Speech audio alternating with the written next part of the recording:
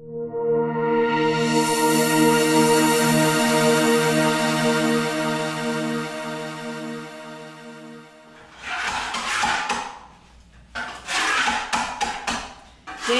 me desculpa, eu acabei de mudar, tô fazendo uma reforma e...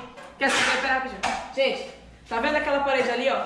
Pode derrubar, pode colocar pra baixo. Eu não gostei. E obra é isso daí, né, gente? É uma coisa horrível, é muita poeira, muito gasto, muita dor de cabeça e principalmente o barulho que parece que nunca acaba. Eita, parece que agora foi. Então, o que tudo isso tem a ver com a nossa vida espiritual? É que desde que você aceitou a Cristo, Deus tem trabalhado na sua vida, tem reformado suas atitudes e o seu modo de pensar. Por exemplo, com certeza ele já derrubou a parede da mentira, trocou o azulejo do palavrão e pintou a nossa cara de madeira. Ou seja, ele fez muito barulho, acumulou bastante lixo e jogou tudo fora, tudo que devia ser mudado. E tudo isso para quê? Para fazer uma reforma na nossa vida e no nosso modo de pensar. Lembra na outra aula a gente falou sobre corpo, alma e espírito. A parte do ser humano que precisa ser moldada para se parecer mais com Cristo é a nossa alma. E essa alma ela vai passar por constante reforma ao longo de toda a sua vida. Ou seja, quando você creu no Evangelho, 3 coisas aconteceram e mudaram drasticamente, imediatamente na sua vida. Você recebeu o perdão de Deus, você se reconectou com Deus, você nasceu de novo. E esse é um novo estágio espiritual, esse que vem e não sai mais. Ou seja, o Espírito Santo mora com você e ele vai até a eternidade. E isso nós vamos chamar de salvação. Tá certo? Olha, por exemplo, um bebê, quando ele nasce numa nova família, quando ele nasce na família, ele se torna um membro dela. Um membro pequeno, só que eu te pergunto, faz parte da família, mas ele consegue fazer algo sozinho? Não. Toda aquela família tem que cuidar dele, ensinar tudo sobre ele, sobre a família. E o que isso tudo quer dizer? Que quando você aceitou a Cristo, você nasceu de novo e faz parte da família de Deus. E você ainda é um bebê espiritual que precisa ser alimentado e crescer continuamente. Sabe aquela família enorme que ao longo do tempo, conforme eles vão crescendo, eles vão ficando uns parecidos com os outros? Pois é, a família de Deus é o mesmo jeito. Você vai se parecer cada dia mais com o seu irmão. Aí você pode falar assim, ixi, eu quero parecer com o meu irmão não. Quem disse que eu quero ficar com a cara do Gabriel? Mas não é bem assim. Nós temos que parecer em caráter com o nosso irmão mais velho, que é Jesus Cristo. Lá em Romanos 8:29 fala sobre esse processo de salvação. E ele diz assim: Deus decidiu desde o princípio moldar a vida daqueles que o amam pelos mesmos padrões da vida do seu Filho Jesus. Esse é um processo diferente, que nós vamos chamar de santificação. Tá certo? E esse processo de santificação é esse processo de reforma. Desculpa o transtorno, nós estamos em obras. E aí, gente, vocês perceberam a mágica aí? Só aqui no CNIB você vê esse tipo de coisa. Mas, depois que você entrega a sua vida para Jesus, Deus vai se debruçar sobre você e vai começar uma obra grandiosa, tá? Primeiro ele vai derrubar paredes, né? Parede da preguiça, por exemplo. Vai abaixo, igual a Paula falou, não gostei. Derruba de novo, tá torto, você precisa deixar de ser preguiçoso. Vai construir outras paredes com verdade, né? Com coisas boas. Deus pode mudar o azulejo, colocar um porcelanato bonito ali de honestidade na sua vida. Deus vai fazer essa obra trocando a pintura, tirando a sua cara de pau, né? De estar enganando os outros. Então, Deus vai fazer uma obra grandiosa na sua vida. Inclusive, estamos em obra. Desculpe o transtorno, podia ser a frase da sua vida a partir de agora. Você vai estar constantemente em obra, porque essa obra vai durar a sua vida inteira. Às vezes vai ser um processo bem doloroso, mas adivinha, no final você vai dizer, valeu a pena. Outras vezes vai ser assim, desesperador mesmo, você vai ficar a ponto de arrancar os seus cabelos. Mas quando terminar, você vai estar extremamente feliz. Às vezes é incompreensível, você não vai estar entendendo, mas sempre vai ser para melhor. As mudanças, a reforma que Deus vai fazer na sua vida sempre vai ser para melhor. Então, anote aí no seu caderno agora, pegue seu caderno de anotações e anote aí, santificação. O que é a santificação, Gabriel? Santificação é o processo pelo qual Deus me molda para que eu me pareça com Cristo. Lembra que a Paulo falou do irmão mais velho? Seu irmão mais velho é Jesus Cristo. Então, santificação é o processo pelo qual Deus me molda para que eu me pareça com Cristo, tá bom? Repete aí para mim, deixa eu ver se você está falando. Então, anote aí também qual é a diferença entre santificação e salvação, porque pode cair na sua prova, então se prepare, tá?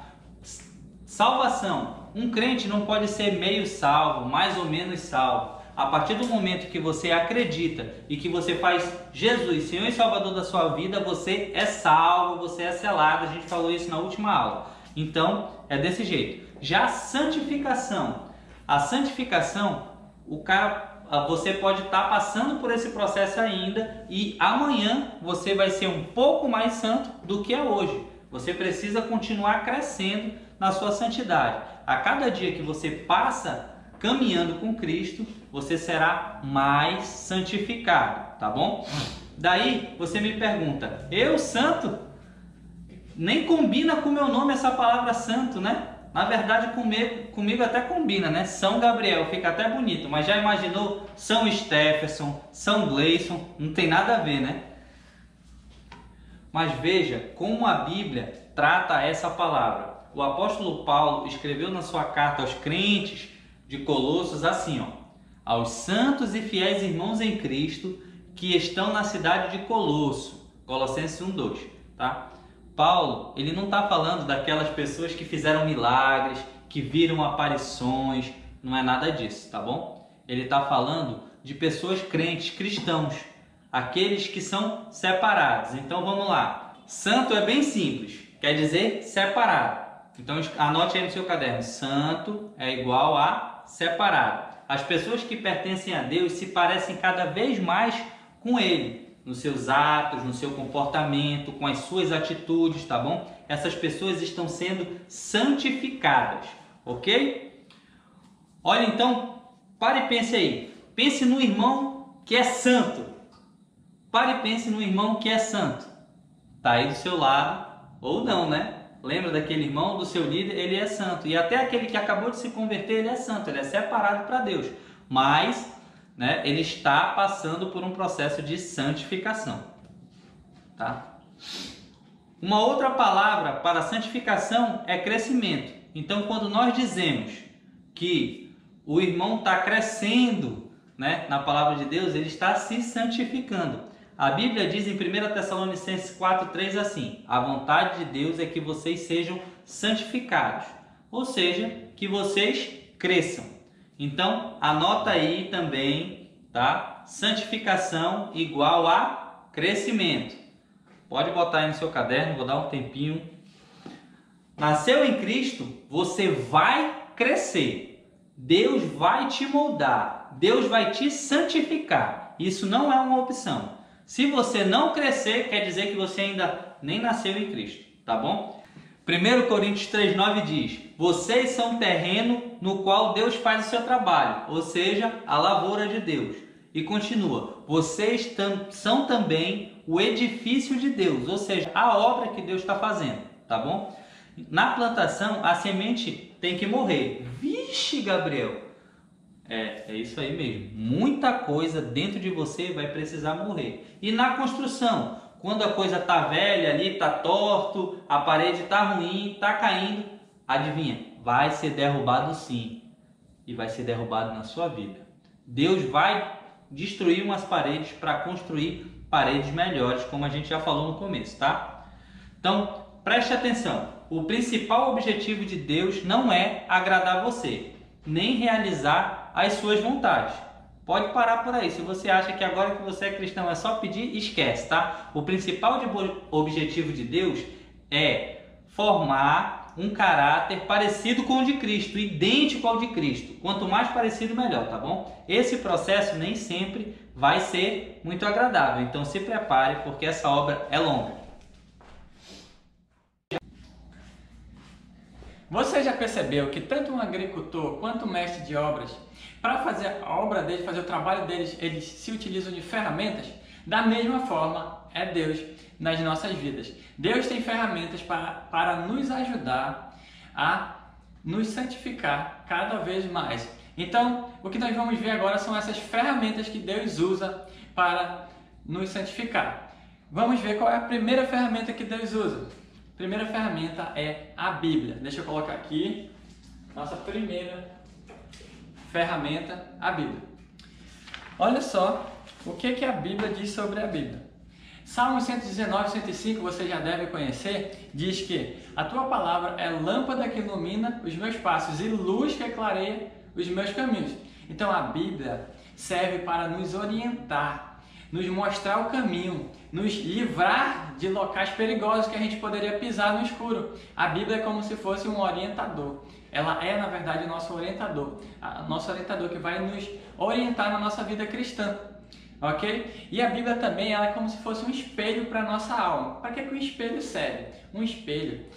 Para que o espelho serve? O espelho serve para a gente olhar, chega lá na frente do espelho, olha e nós vemos se o cabelo está arrumado, se a gravata está colocada no lugar, se tem sujo no nariz. Então o espelho serve para nós vermos os defeitos que tem no nosso corpo e ajeitar, consertar. Da mesma forma é a Bíblia para a nossa alma. A Bíblia é o espelho da nossa alma. É através dela que nós olhamos e vemos o que temos que mudar, vemos o que temos que tirar, o que temos que colocar, o que temos que acrescentar. Então a Bíblia é também um espelho para a nossa alma. E toda vez que nós vamos até a Bíblia, nós temos que olhar aquilo ali, ver o que ela está dizendo para a nossa vida e nós temos que praticar, porque não adianta de nada nós apenas olhar, vermos os defeitos e não fazer nada, fingir que não aconteceu nada. É como diz em Tiago 1,22, sejam praticantes da palavra e não apenas ouvintes, enganando-os a si mesmo. Então não adianta nós irmos até a Bíblia, olhar o que temos que fazer e não fazermos nada, não tomarmos decisão nenhuma para a nossa vida. Em Tiago também, logo em seguida desse versículo, Tiago, do 23 ao 25, 1, 23 ao 25, vai dizer justamente essa referência sobre o espelho. Vai falar sobre o homem que vai até na frente do espelho, olha os seus defeitos e sai e finge que nada aconteceu. Então a Bíblia é um espelho para a nossa vida, como se fosse um espelho. Então você deve ir lá, olhar os seus defeitos, mas tomar decisões práticas para a sua vida, ok? Vamos ver agora a nossa segunda ferramenta. A nossa segunda ferramenta, deixa eu colocar aqui, é pessoas. A segunda ferramenta é pessoas. Vou dar aqui. Pessoas.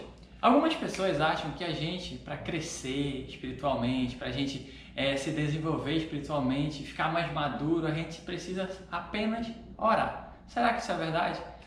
Não.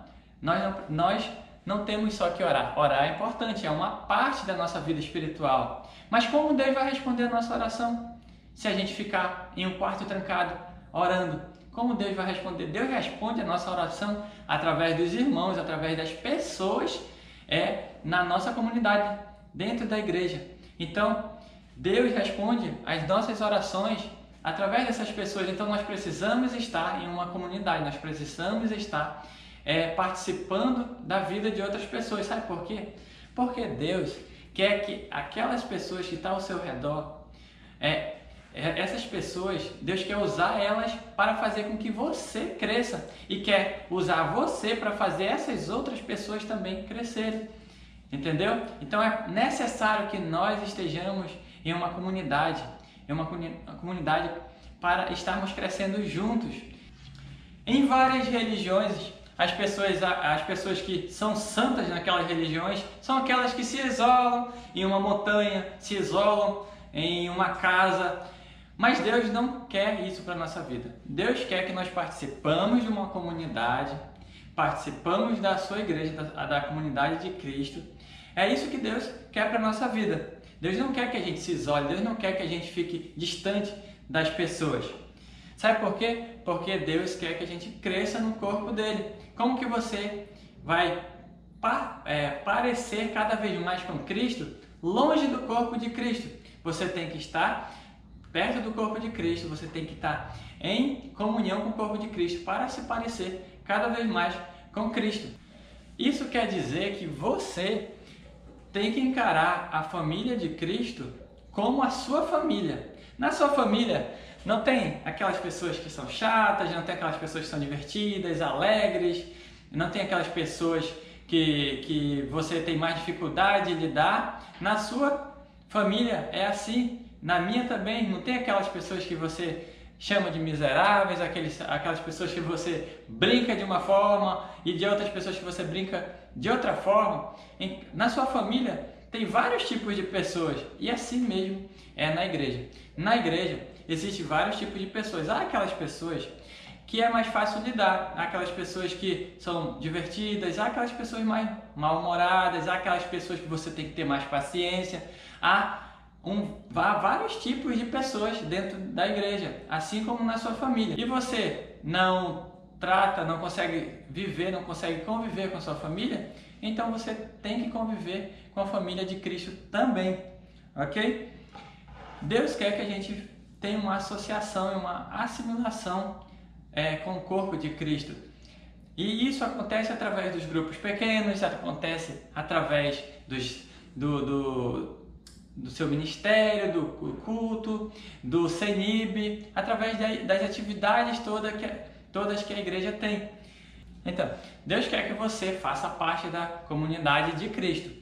Não esqueça disso, as pessoas são importantes para o seu crescimento e você é importante para o crescimento das pessoas. Então, o corpo de Cristo é um grupo de pessoas que estão crescendo, aprendendo juntas, ok? E agora você vai continuar aprendendo as outras ferramentas que Deus usa com o professor Gabriel.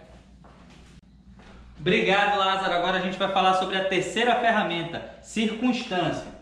Então, já vá anotando aí no seu caderno, circunstâncias. Tem um versículo maravilhoso que fala sobre isso e todo mundo adora repetir. Abra sua Bíblia aí, Romanos, capítulo 8, versículo 28. E já marca logo essa página, mantenha a Bíblia aberta porque a gente vai usar muito esse versículo. Vamos ler juntos aí.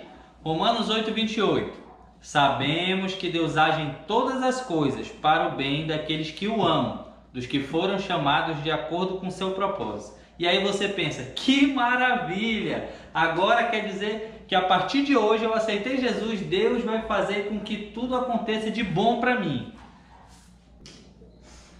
Pode parar por aí, tá bom? Porque não é bem assim.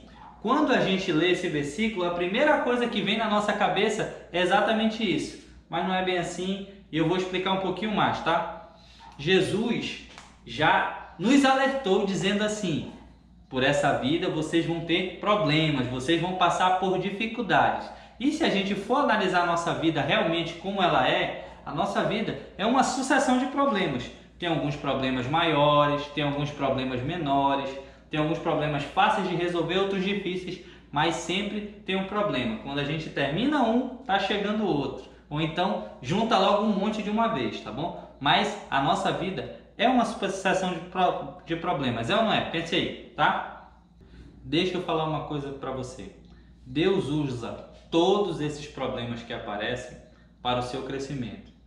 Porque Deus vai fazer com que cada um deles seja uma ferramenta, uma circunstância para ajudar você a crescer.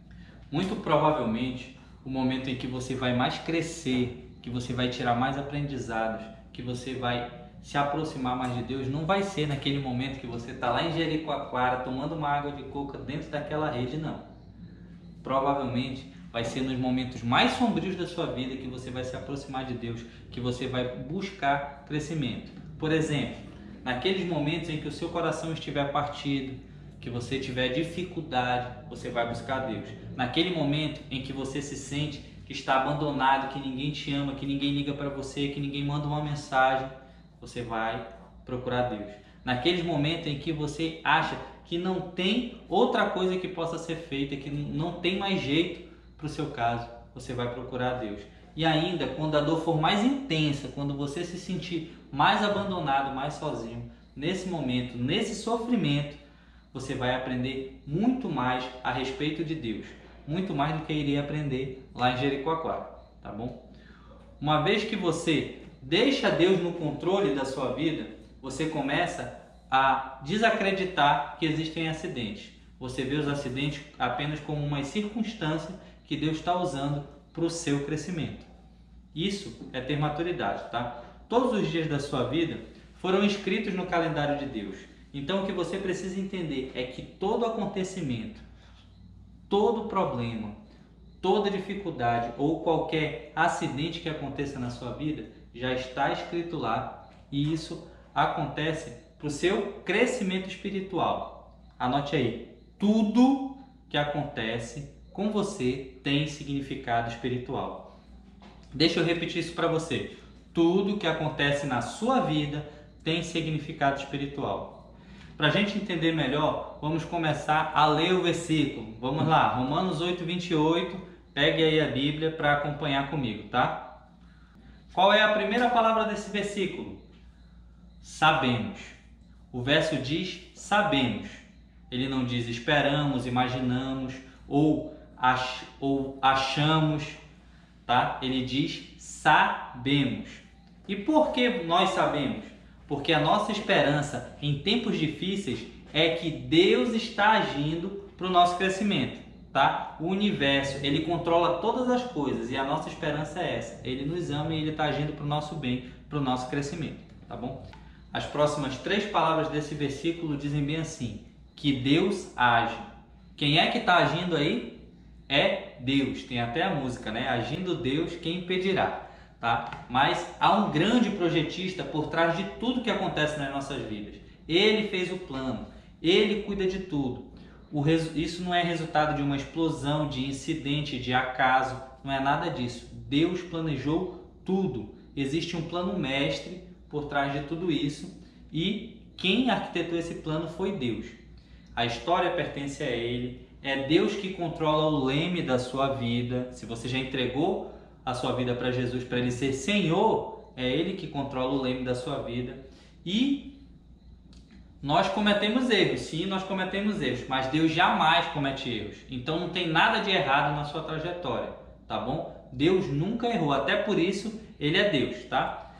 Deus age em quê? Leia a próxima parte aí do versículo. Em todas as coisas. Não é em algumas coisas ou só no que Ele quer. Não, Deus age em todas as coisas. O plano de Deus para a nossa vida envolve tudo o que acontece, tanto as coisas boas quanto as coisas ruins, né? Vamos usar alguns exemplos aqui em que Deus age na nossa vida. Ele vai usar, por exemplo, momentos felizes e alegres. Deus vai usar oportunidades de emprego, de uma casa nova, amizade, portas abertas, tudo correndo bem. Isso também Deus usa, mas Ele usa momentos difíceis, doenças. Talvez você possa pensar que nessa dificuldade você tenha passado por isso, de perder um parente próximo. Deus usa aquela dívida, né, que você precisa pagar, que você está ralando para trabalhar, para conseguir saldar aquela dívida, né? E você pensa, e agora o que eu vou fazer? Deus está usando esse momento, tá? Relacionamentos falidos, portas fechadas, Deus usa até a morte de pessoas queridas, tá bom? Esse é um exemplo que eu tenho na minha vida. A morte do meu avô e da minha avó ajudaram a eu voltar para a igreja. Foi nesse momento de dificuldade que eu senti falta do meu avô e da minha avó que me fizeram pensar em voltar para a igreja. Então Deus usa esses momentos a favor do plano dele na sua vida, tá? Gente, Deus usa coisas ruins, coisas difíceis que acontecem na nossa vida para o nosso crescimento. Ele é especialista, na verdade, em transformar algo perverso em coisa boa. Quer ver o maior exemplo disso? Quando a gente pensa na Bíblia, Jesus lá no Calvário. Jesus morreu, sofreu, foi crucificado. Isso foi muito ruim, mas Deus usou essa dificuldade, esse sofrimento para salvar a mim e para salvar você, tá? As circunstâncias da vida de Jesus foram realmente difíceis. Ele morreu humilhado, tá? As circunstâncias da vida agem em conjunto conforme o plano de Deus. Não são atos isolados. Eles fazem parte de um conjunto que se unem para nos tornar semelhantes a Cristo, tá bom? Por exemplo, um bolo, tá? Para fazer um bolo, você utiliza vários ingredientes, né? Açúcar, trigo, óleo. Mas você já tentou comer um ingrediente desse sozinho? Acho que não vai dar muito certo, né? Tomar uma garrafa de óleo assim, que horrível, né? Vai ser muito ruim. Mas quando a gente junta tudo isso, põe no forno, olha no que se transforma, um bolo delicioso. Esse daqui veio até com calda. Depois a gente come na hora do intervalo, né, Steph? Fantástico, tá? Na sua vida é assim. As circunstâncias que parecem ruins, isoladas, né, são quando se unem e se tornam uma coisa boa, né? É o exemplo do trigo. Se você for comer trigo puro, vai ser muito ruim.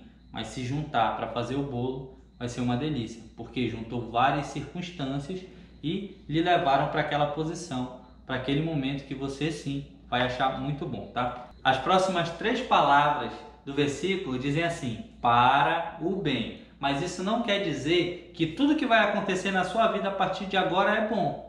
Na verdade, vão ter coisas ruins. Aliás, a maior parte das coisas que acontecem no mundo são cruéis, né? A gente vê notícias por aí terríveis. Com essa pandemia, milhares de pessoas estão morrendo, tá bom? Mas tudo isso, de tudo isso, Deus consegue extrair o que é bom. Deus consegue extrair o bem. O exemplo de José do Egito, né? Que foi vendido pelos seus irmãos como escravo e depois de ser preso, passar por tudo que ele passou, ele foi trabalhar na casa de Potifar. E lá na casa de Potifar ele foi injustiçado, foi preso novamente. Entendeu? Mas Deus sempre estava ali com ele e ele continuou convicto que ele estava com Deus, tá bom? E ele diz assim, uma das coisas mais maravilhosas que acontecem nessa história é o seguinte: quando chegam os irmãos, né, de José ali na frente dele e vão se desculpar pelo que fizeram com ele, que venderam ele e tudo, olha a sabedoria de José. Vocês planejaram o mal contra mim, mas Deus o tornou em bem, para que muitas vidas fossem preservadas. Olha aí, Deus transformou todo o mal, todo o sofrimento pelo que José passou em bem, para que muitas pessoas, muitas vidas fossem transformadas. Pensa na sua vida aí, alguma coisa que está muito difícil. Deus vai transformar esse momento em coisa boa. Deus está escrevendo um testemunho para você. Você pode usar a sua experiência nessa dificuldade para ajudar outras pessoas a crescerem e a superarem essa dificuldade. Deus age em todas as coisas, tá? E a próxima parte do versículo diz bem assim: daqueles que amam e são chamados, tá bom? A promessa não é para todo mundo não, tá? É para aqueles que amam a Deus, para os filhos de Deus e foram chamados de acordo com o propósito de Deus, tá bom? Então, ele está falando especificamente de mim, de você, dos filhos de Deus. A próxima parte do versículo diz assim: de acordo com o seu propósito. Aí você se pergunta, que propósito é esse? Né? Que nós sejamos iguais ao Filho de Deus, a Jesus Cristo. O principal propósito dele é esse. Então ele deixa que várias coisas aconteçam na nossa vida por causa desse propósito, tá? Para nos conformar, para nos tornar iguais à imagem de Jesus Cristo. Lembre que é nas circunstâncias, nas atitudes, tá bom? Ele fará isso e ele usará todas as circunstâncias e ferramentas para moldar você. Todas aquelas dificuldadezinhas, também os momentos bons, tá? Pode ter certeza que ele vai agir em todas as coisas para o seu bem. Deus não nos prometeu um caminho de flores. Ele sempre disse que nós vamos ter dificuldade. Nós vamos ter que pegar nossa cruz e carregar. E isso com certeza não é uma coisa fácil, tá? E eu queria que você parasse agora para pensar assim: qual o problema na sua vida que você está passando, que Deus está usando para moldar o seu caráter? Qual é a dificuldade que você tem passado agora? Deus está usando essa dificuldade para moldar o seu caráter. E o que será que você quer, que Deus quer moldar em você? Pense nisso. E quem sabe agora seja o momento de você encarar essa semana como um desafio, de entender o que Deus quer para a sua vida, tá bom? Entenda que sofrer não significa estar em pecado e muito longe disso, tá? Deus, e nem significa também que Deus não te ama, mas significa que você tem uma oportunidade de crescimento, tá? Como diz a canção assim: cada vez que a minha fé é provada, tu me dás a chance de crescer um pouco mais. Nas montanhas e vales, desertos e mares, que atravesso me levam para perto de ti. Entendeu? As montanhas, nas coisas boas, nos vales, nas coisas ruins da nossa vida, tudo isso nos leva para próximo de Deus. E que sofrer não significa estar em pecado, tá? E nem que Deus não te ama, mas sempre significa que você tem uma oportunidade de crescimento. Então aproveite a oportunidade de crescimento, porque com as minhas dificuldades eu vou comer o meu bolo.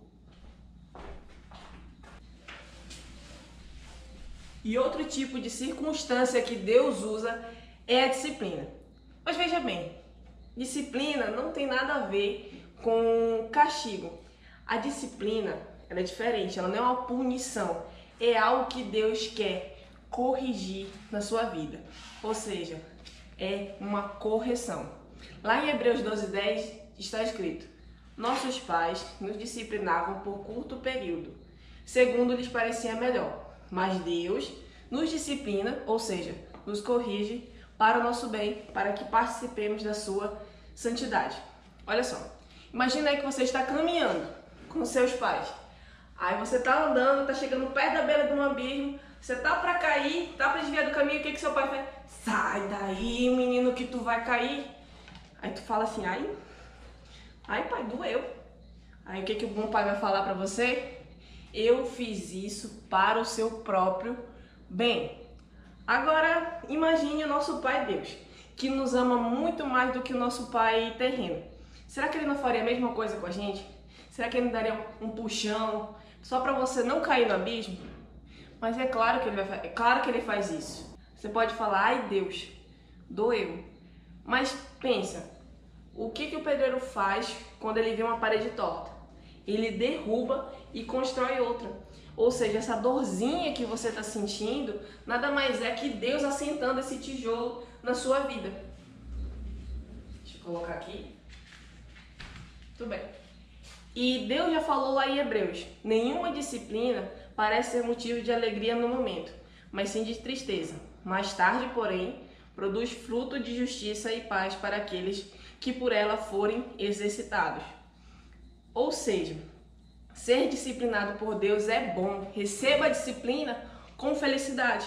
Afinal, Deus só disciplina quem é seu filho.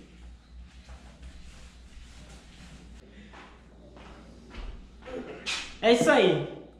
Você vai fazer o seguinte agora. Você sabe, tenho certeza, vai pegar o seu celular e vai mandar aquela mensagem dizendo que você assistiu a aula, tá? Não precisa escrever uma mensagem muito grande, só precisa mandar o seu nome e dizer que assistiu, tá bom? Enquanto você vai fazer isso agora, faça aí. Eu vou colocar o time de 1 minuto, deve estar aparecendo aí também. Vou pegar o meu café, vou tomar aquele café top, vou colocar pouquinho, isso aí. E hoje tem algo especial, né? O bolo que o Gabriel fez durante a aula. Vou comer bolo, tá? Se tiver bolo na sua casa, aí, ó, come. E chocolate, eu me amarro em chocolate.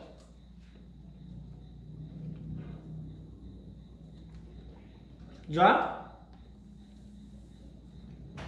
Bora lá.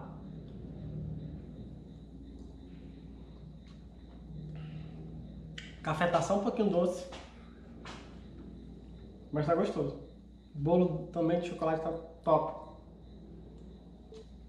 Posso nem fazer propaganda, porque senão não vai ser legal, né? É isso aí. Se você mandou aquela mensagem, que legal. Se você chegou até aqui, parabéns, tá bom? E boa aula pra você e vamos continuar.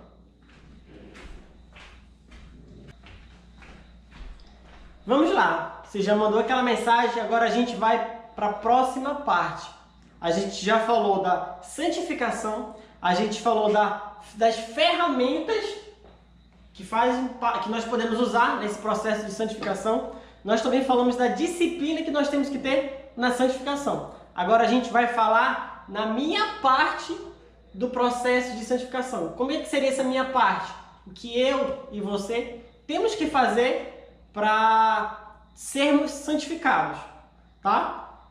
Deus faz a sua parte. Deus, ele coloca as pessoas corretas nas nossas vidas, como a gente falou anteriormente, para ajudar nesse processo. O Senhor faz a parte dele. Qual é a nossa parte? A nossa parte é o quê? A nossa parte é colaborar no nosso próprio processo de santificação. E como é que a gente faz isso? Eu vou lhe dar alguns exemplos só para você identificar mais ou menos. Quer ver? Ó? Por exemplo, o primeiro exemplo, um atleta. O que um atleta tem que fazer para ele ganhar uma competição? Né? Ele primeiro tem que fazer o quê? Se preparar. Né? O que ele faz para se preparar? Dependendo do atleta, ele tem que correr, se a competição dele for de corrida, certo? Ele tem que se preparar fisicamente para aí se inscrever naquela competição e então participar, certo? Ele faz a sua parte fazendo isso. Qual é a parte de Deus? Proporcionando uma competição para ele, permitindo aquela competição, certo?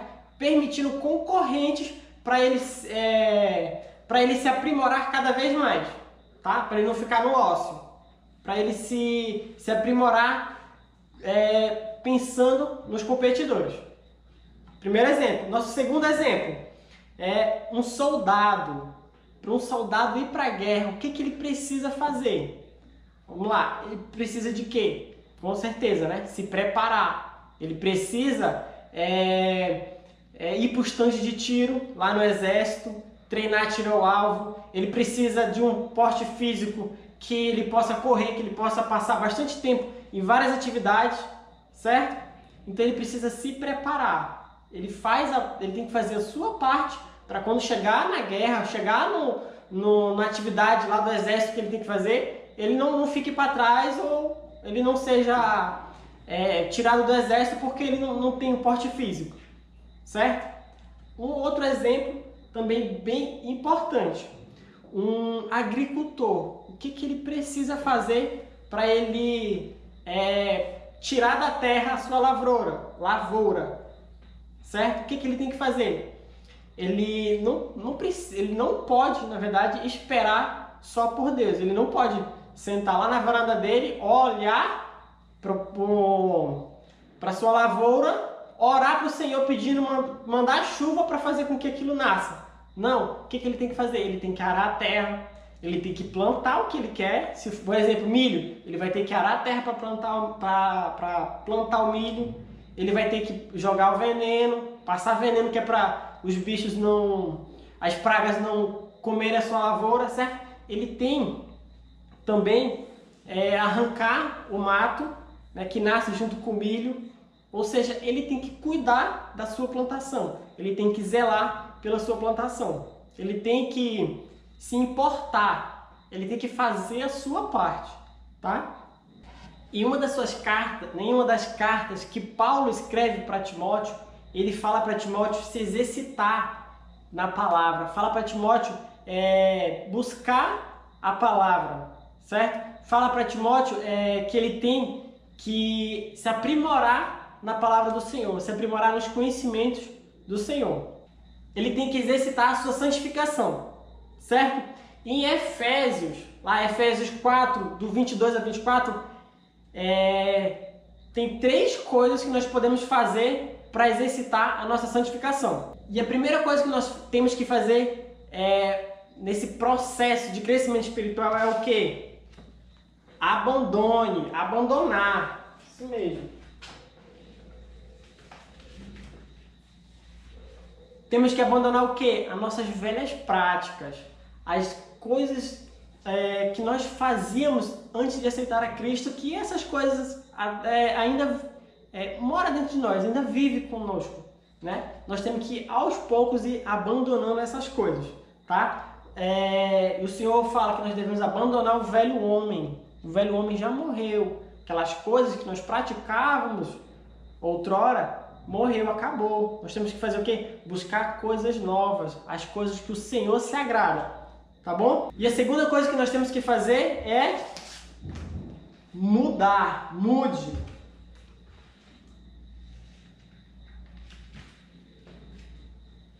Mudar o quê? Olha o que no versículo 23, lá de Efésios, diz: vocês foram ensinados a serem renovados no modo de pensar. É isso que nós temos que mudar, o nosso modo de pensar. A forma que nós pensamos sobre as coisas das nossas vidas e da vida das outras pessoas. E o meu exemplo está lá em Romanos 12:2. Olha o que está escrito lá. Não se amolde ao padrão deste mundo, mas transformai-vos pela renovação da sua mente, para que seja capaz de experimentar e provar a boa e agradável vontade de Deus. Ou seja, mudar a forma que nós pensamos acerca das nossas vidas, tá? Mudar aqueles pensamentos de que, isso eu posso, isso eu não posso, tá? Se está escrito na palavra de Deus que você não deve ter relacionamento com descrente, precisa ter dúvida? Não, certo? E a terceira coisa que nós temos que mudar é criar. Criar o quê? Criar novos hábitos. Hábitos que reflitam o caráter de Cristo, certo? Quer ver um hábito muito legal que você, eu tenho certeza que você já fez. Se você fez um com Deus, você já fez isso, tá? Lembra lá das 5 coisas que nós temos que fazer? O bip, na verdade começa com bom dia, né? Dar bom dia, Senhor, aquela atividade lá do com Deus. Bom dia, Senhor. Colocar o bip no celular, né? Quando você tropeça, o que você tem que fazer? Ó, Senhor, o que você quer dizer com isso? Ou seja, isso é um hábito que engrandece ao Senhor. Isso é um hábito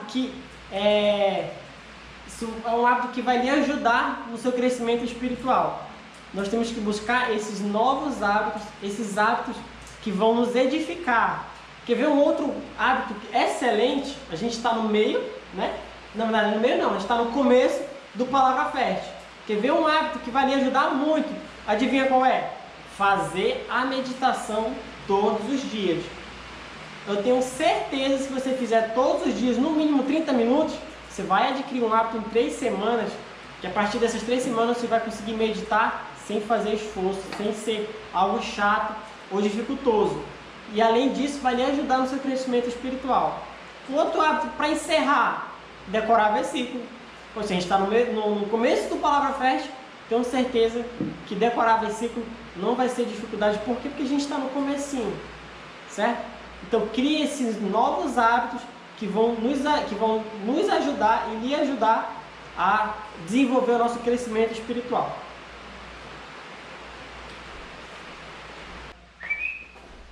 E agora é a hora da nossa brincadeira, mas se acalma, não corre atrás da Bíblia ainda não, que hoje não é espada para o ar. Hoje a gente vai fazer um quiz com as perguntas das aulas anteriores para saber quem está antenado. Então preste atenção, eu vou fazer algumas perguntas, a equipe vai já entrar aqui para responder e você, como sempre, tem que responder antes deles, tá bom? Então preste atenção aí.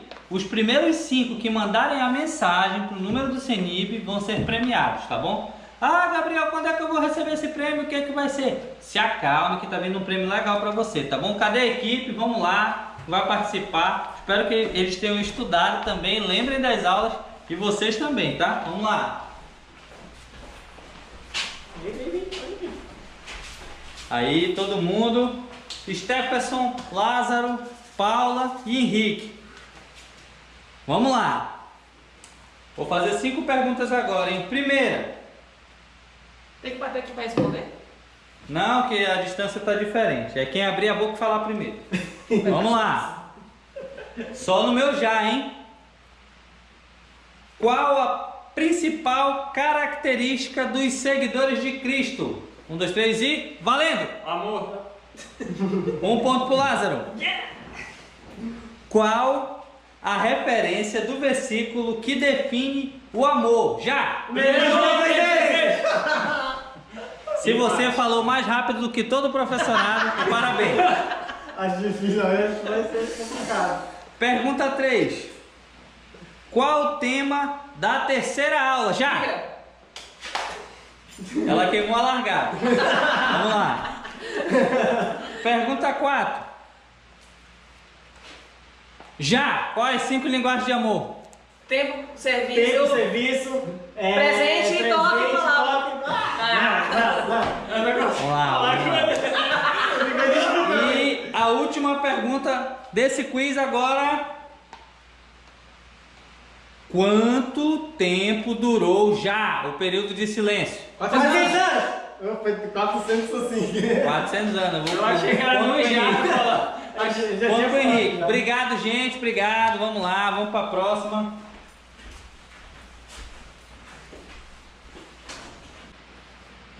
Você deve estar se perguntando agora, por que demora tanto para a gente se santificar? É sobre isso que nós vamos ver agora. Vamos ver o porquê disso. A primeira coisa, anotem aí, a primeira coisa do porquê demora tanto para a gente se santificar. A primeira é porque Deus fez isso ser um processo. Porque Deus fez a santificação ser um processo. Diferentemente de como você já viu da salvação, que é imediata, no momento, você aceitou Jesus, creu, o Espírito Santo entra em você, rapidamente você está salvo naquele momento. Já a santificação é um processo e Deus quis que fosse assim esse processo. Então o primeiro motivo é porque Deus quis que fosse um processo a santificação, ok? Segundo motivo é porque nós somos devagar para aprender, né? Eu particularmente sou devagar para aprender muitas coisas. Claro que uns são mais rápidos, outros mais lentos, mas todos nós somos devagar para aprender, principalmente aprender as coisas de Deus. Imagine só você, quando você para aprender algo, você geralmente vai levar um tempo para tudo. Agora imagine só a quantidade de coisas que você carregava antes de se converter. Você carregava fardos, você carregava hábitos totalmente diferentes do que você vai ter que passar a fazer. Lembra que quando você aceita Cristo, você se torna uma nova criatura. Antes disso, você já tinha muitos hábitos, você já tinha muitas formas de fazer as coisas. E agora você vai ter que lutar contra tudo isso para fazer as coisas novas. Então, isso dificulta o nosso aprendizado. Isso vai dificultando o nosso aprendizado. E mesmo assim, a gente consegue crescer, mesmo assim a gente consegue aprender. E o terceiro motivo que a gente tem é porque às vezes a gente acaba escolhendo o velho homem em vez do novo homem. Terceiro motivo é porque às vezes preferimos o velho homem.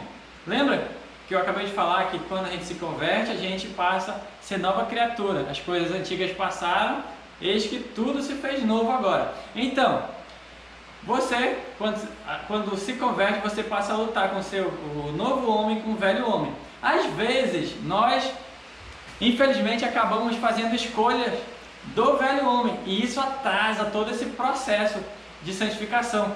Imagine só, nós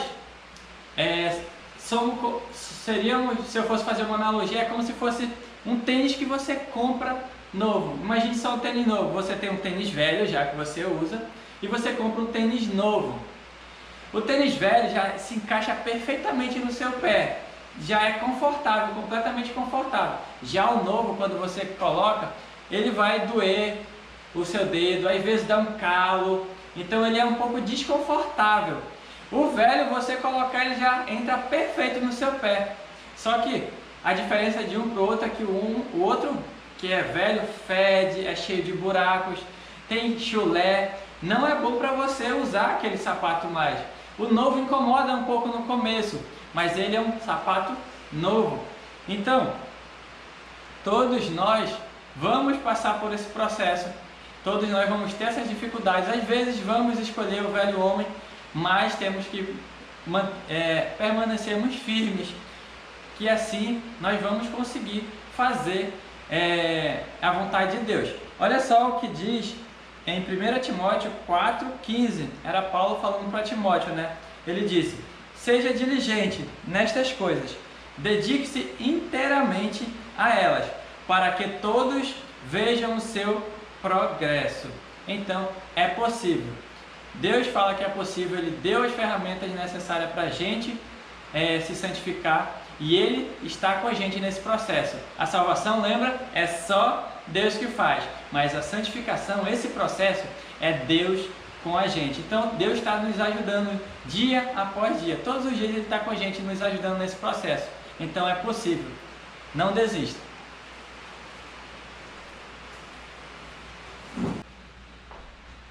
Aí você diz assim, mas Gabriel, eu já disse sim, eu quero colaborar com Deus, eu quero fazer o que é certo. Por que eu continuo errando? Por que eu continuo pecando?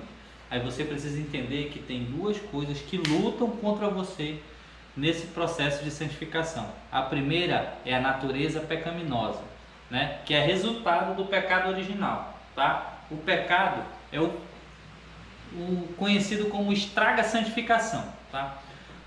O que é pecado? Lá em João 3,4 diz assim: todo aquele que pratica o pecado transgride a lei. De fato, o pecado é a transgressão da lei. Ele está falando da lei de Deus, tá bom? Então anote aí, pegue seu caderno e anote aí o que é pecado. Pecado é toda atitude ou comportamento que ofende a santidade de Deus, tá bom? Pecado é toda atitude ou comportamento que ofende a santidade de Deus. Como é que o pecado entrou no mundo? Entrou lá na desobediência de Adão e Eva, lá no início, né? E eles foram separados da presença de Deus ali naquele momento. O que isso quer dizer? Que espiritualmente eles morreram naquele momento e o DNA espiritual deles foi corrompido. Só que o que aconteceu depois? Eles deram origem a toda a humanidade. Todos os descendentes dele, inclusive nós, já nascemos depois de eles terem o DNA espiritual deles corrompido pelo pecado, de eles já estarem separados de Deus. Isso quer dizer que nós já nascemos separados de Deus. E é só uma questão de tempo e oportunidade para que a gente vá e peque, tá bom? Isso é inevitável. Essa tendência natural que nós temos para o pecado é o que nós chamamos de natureza pecaminosa ou velho homem, tá? Isso é a natureza pecaminosa, a primeira força. E a segunda força que luta contra você nesse processo de santificação é o diabo, tá bom? O diabo, ou todos os apelidos que ele tem, capeta, costa oca, enfim. O diabo, ele luta contra você. O diabo é inimigo de Deus e, consequentemente, ele é inimigo dos filhos de Deus, né? Ou seja, você e eu. Ele é o nosso inimigo. Ele quer que a gente fique bem distante de se parecer com o nosso irmão mais velho, Jesus, tá bom? Ele não quer que você nem se aproxime de se parecer com Jesus. E está sempre à espreita, está sempre vigiando para atrapalhar, para pôr tentações para que você falhe no seu processo de santificação. 1 Pedro 5,8 diz assim: o diabo, o inimigo de vocês, anda ao redor como um leão, rugindo e procurando a quem possa devorar, tá? Podemos entender a tentação, então, da seguinte forma: ela é como uma casa cheia de portas e janelas. Você não pode impedir que o inimigo, né, que o ladrão venha e tente roubar a sua casa, né? Mas você está ali o tempo todo reforçando uma fechadura, trocando a senha das portas, trocando o segredo das portas, você está colocando aquele vergalhão atravessado na janela para impedir que o ladrão entre e você está vigiando. Isso sim depende de você. Mas a tentativa de entrar pela janela e pela porta para lhe roubar, você não pode impedir o ladrão de tentar, tá bom? Imagine assim, a sua alma é como se fosse essa casa. Você não pode impedir a tentação de tentar entrar.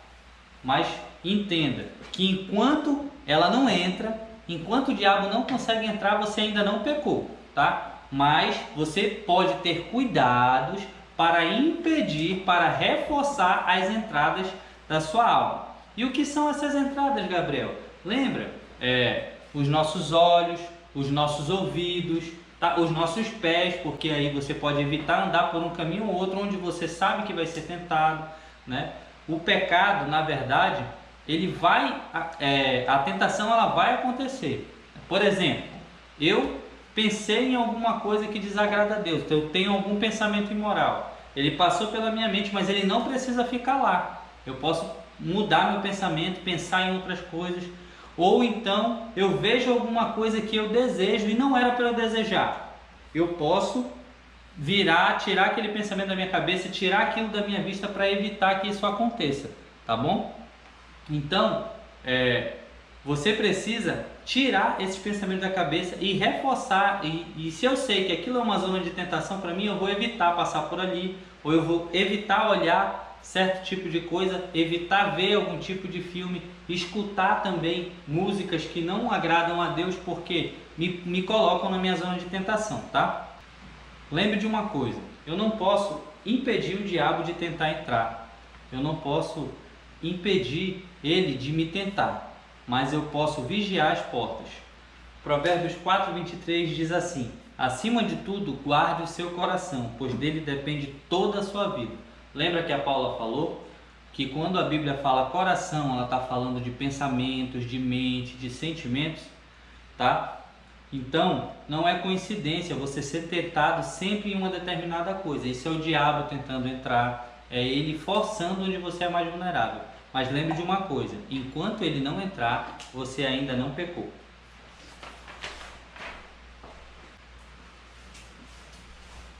E o que fazer quando a gente pecar? Olha, gente, na nossa jornada, ao longo do processo de santificação, a gente vai cometer alguns erros e talvez a gente não consiga resistir e acabe pecando. Existe pecado que já está enraizado em você, que vira um hábito, né? Não importa o que acontecendo, às vezes não consegue tirar. Ou às vezes é um acidente. Você meio que comete sem querer, como quem está andando na rua e acaba tropeçando. Mas para Deus não importa, não existe pecado grande nem pecado pequeno. Todo pecado o desagrada. Às vezes tem pecado que você nem considera que é pecado, mas está desagradando a Deus. Por exemplo, quem nunca passou por essa situação. Alguém me perguntar, Paula, que horas tem? Aí eu olho, mano, deve ser umas 11h30. Isso foi pecado? Foi, por 2 motivos. Eu menti porque eu não sei que horas tem, eu só falei o que eu achava. E o outro porque eu tive preguiça de ver que horas tem. Ou seja, não importa, todo pecado, ele vai desagradar a Deus e ele vai interromper a obra que ele está fazendo nas nossas vidas. E o que nós temos que fazer? O que a Bíblia diz quando nós pecamos? Qual a instrução que ela dá? São 2. Nós temos que confessar e se arrepender, tá? E confessar. O que é confessar?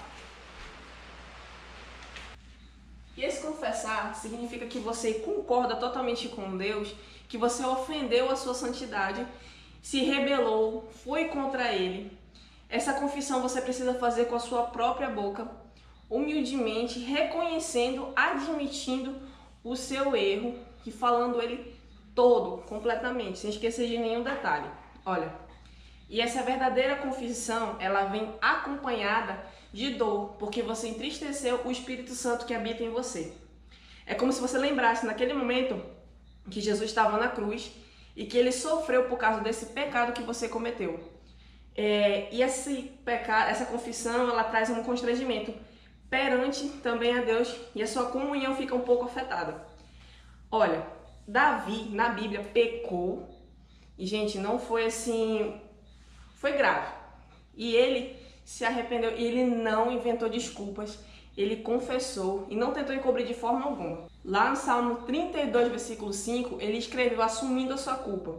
Está escrito: então reconheci diante do meu pecado e não encobri as minhas culpas. Eu disse: confessarei as minhas transgressões ao Senhor e tu perdoaste a culpa do meu pecado. E o outro é se arrepender. Mas como é que é esse arrependimento? Esse arrependimento é completamente diferente de remorso. E o que é o remorso? Remorso é vergonha. Você não está verdadeiramente arrependido, você está com vergonha porque você cometeu esse pecado. O verdadeiro arrependimento é uma decisão firme que você toma e você entende que você não quer nunca mais, custe o que custar, não cometer esse pecado novamente. Tá certo? É virar totalmente as costas para esse pecado.